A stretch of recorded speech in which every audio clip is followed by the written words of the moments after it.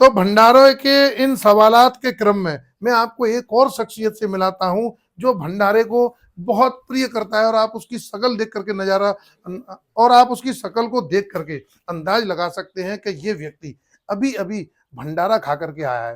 तो भाई साहब, आप एक बात बताइए, हाँ आप भंडारे में किसको वरीयता देते हैं? रायते को, खीर को, पुआ को, सब्जी को? भाई साहब, मैं सही बताऊं तो मैं तो सिगन नहीं देता हूँ, क्योंकि अच्छा, सिगई अच्छे लगते हैं मुझे तो। अच्छा, अच्छा। हम्म, तो कभी ऐसा हुआ है कि जैसे आप सपत्नी गए हों किसी भंडारे में, हम्म, और भंडारे में पहुंचने के बाद में ज्यादातर लेडीजों को पन्नियां मिलती हैं, हम्म।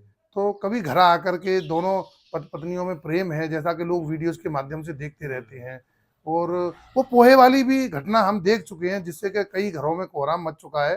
तो इस तरीके की स्थितियां जब बनती हैं तो एक ही पन्नी में दोनों का बंटवारा कैसे होता है? क्योंकि भाई साहब हम तो पति पत्नी हैं, हम्म, हम तो एक दूसरे को झूठो खा ही लेते हैं। हम्म। तो हमने भाई साहब एक चीज में ही भर लेते हैं, एक ही पन्नी में से कछु गड्ढ मड्ढ करे और सानी से साने उन्होंने खा जाते हैं।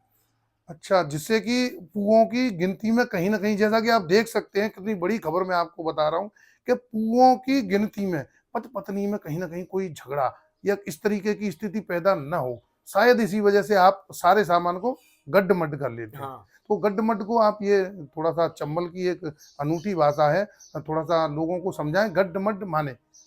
गड्ढ मड्ढ माने भाई साहब मतलब से कचू कचू जैसे सब्जी है गई, हम्म, खीरे है गई, हम्म, लड़ुआ है गए, हम्म। और वो जो जो आइटम बनते हैं रायते पाते चाय सिगे मिलाए के जो सानी करी जाती है, बातें भाई साहब गड्ढ मड्ढ कहते हैं। तो फिर जैसे उसको खाने की प्रक्रिया क्या रहती है? चम्मच, चमचा, या सीधी सर्रावन चलती है? भाई साहब जी हाथ काय के लेते हैं 2.5-2.5 किलो के, ओ, जो दांत तक है मुंह में दांत ना भाई साहब जी पेट में बच जाता है, हवेली सी सरक जाती है।